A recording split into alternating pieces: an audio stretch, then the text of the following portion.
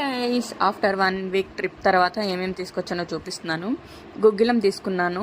అరుణాచలంలో 2 kgs దాకా తీసుకున్నాను. ఆల్ మిక్స్ తీసేసుకున్నాను ధూపం వేయడానికి అని చెప్పేసి. ఇది మధుర మీనాక్షి టెంపుల్లో ఈ పెద్ద ప్యాకెట్ అయితే తీసుకున్నాను, 1 kg ప్యాకెట్. ఎలాగో మాకు డైలీ యూజ్ కావాలి కాబట్టి అని చెప్పేసి 450 ఏమో ఉంది, బార్గింగ్ చేసి తక్కువకే తీసుకున్నాను నేను.